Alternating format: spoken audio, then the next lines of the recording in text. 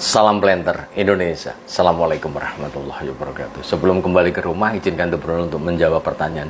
Pak Pendi, tolong dijawab bagaimana cara membedakan sawit jantan di bawah umur 1 tahun biar diganti dengan biar nggak ketinggalan jauh dengan yang lain. Bahwa kelapa ini mungkin penjelasannya agak panjang. Bahwa tanaman kelapa sawit itu bersifat monoseus. Monoseus itu artinya bahwa dia memiliki atau berumah satu yang mungkin bunga jantan dan bunga betina berada dalam satu pokok, Mas. Ketika kita ngomongin bunga jantan atau pokok jantan sendiri, maka kemungkinan yang terjadi artinya di usia 1 tahun untuk bisa membedakan adalah sangat susah sekali, Mas, jawabannya. Justru kalau di bibitan malah cenderung malah bisa. Misalnya dikenal dengan namanya pokok giant itu cenderung menjadi cengkeh itu malah gampang, yaitu adalah salah satu cirinya dia adalah paling tinggi atau paling besar di antara yang lainnya, Mas. Itu. Tapi kalau di 1 tahun, misalnya nih, sahabat Bro semuanya punya tanaman umur 1 tahun, kemudian pokok setelah dibersihkan, kenapa kok munculnya jantan terus, Pak Pendi? Apakah dia pasti jantan? Jawabannya belum tentu, Mas, belum tentu. Karena bahwa pokok jantan sendiri sangat tergantung umur yang sekarang kita tanam berdasarkan pokoknya itu pokok yang kita tanam umurnya berapa. Bisa jadi bahwa dulunya mungkin bibitan kita nanam di usia 15 bulan, dulunya tidak pernah dipupuk di bibitan, kemudian ditanam di lapangan, kok sekarang munculnya malah pokok jantan, atau bunga jantan adalah hal yang sangat mungkin terjadi. Tapi secara bukti autentik atau sebatas ciri khasnya tidak akan pernah ketahuan, Mas. Maka sahabat Bro semuanya sebagai seorang petani yang menanam bibit di lapangan, itu menanam kelapa sawit di lapangan juga harus monitoring. Kalau namanya bunga pokok jantan atau pokok yang hanya genetikanya hanya mengeluarkan bunga jantan saja, maka dari awal sampai dia 3 tahun itu akan mengeluarkan jantan terus. Walaupun sudah dipupuk, dibersihkan, dirawat semuanya jantan, maka dia kemungkinan jantan akan terjadi. Tapi kalau jantan kemudian muncul betinanya kemudian jantan lagi, ini berarti ya harus dievaluasi apa yang kurang dari perawatan yang kita lakukan.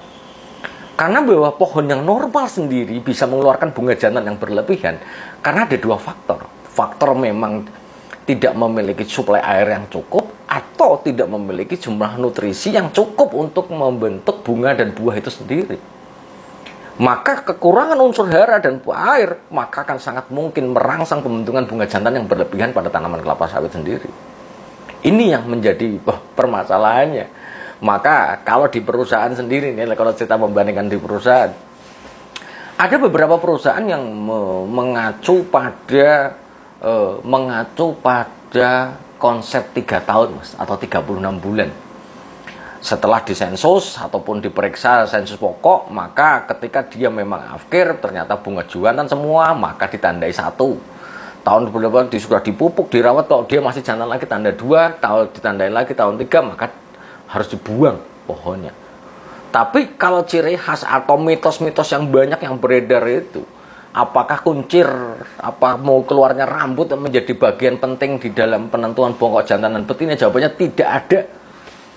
Di bibitan itu tidak ada, di tanaman di lapangan juga tidak ada. Maka sangat tergantung ini sendiri, sangat tergantung dari figur pohon yang kita tanam di lapangan itu sendiri. Maka nggak ada, Mas. Misalnya apakah yang berambut mesti betina? Jawabannya belum tentu. Bagaimana bibitan bersertifikat yang pertumbuhannya kurang optimal, kuncirnya nggak ada? Nah, ini juga menjadi masalah yang kita harus pahami bareng-bareng, itu hanya mitos saja. Kemudian ketika kita menanam bibit di lapangan kok keluar jantan, itu adalah kita harus menganalisis dari dulunya itu bibitnya terawat atau tidak. Maka yang menjadi penting sahabat Bro semuanya adalah pemupukan di bibitan akan memegang peranan penting terhadap keluarnya bunga pertama di dalam tanaman belum menghasilkan kita setelah tanam di lapangan. Maka penggunaan bibit-bibit stres yang ada di bibitan, maka kemungkinan keluar bunga jantan juga akan tinggi. Tapi ada juga yang nggak stres tapi keluarnya bunga betina, ya ada. Tapi banyaknya ya stres akan bunga jantan. Sehingga ketika kita mau membeli bibit kelapa sawit yang ada di sebuah penangkaran, maka kita lihat figurnya dulu, terawat atau tidak. Yang menjadi bahaya kalau kita misalnya membeli bibit dalam mau masuk ke bibitan, tapi bibitnya milih yang tua-tua, yang sudah dipangkas berkali-kali dipangkas, kita nggak tahu sejarahnya seperti apa, juga nggak ngerti.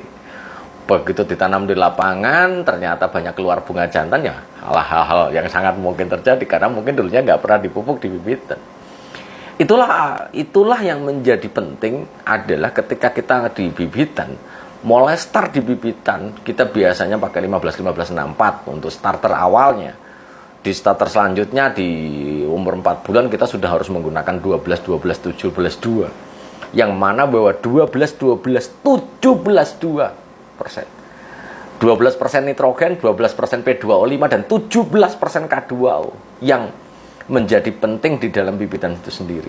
Pertanyaan, bibitan kan hanya butuh hijau dan gede, Pak Wendy. Kenapa kaliumnya besar? Inilah yang menentukan nantinya bibit kita di lapangan nanti akan keluar jantan atau betinanya. Itu karena kalium sendiri adalah unsur hara yang paling banyak diserap oleh tanaman kelapa sawit.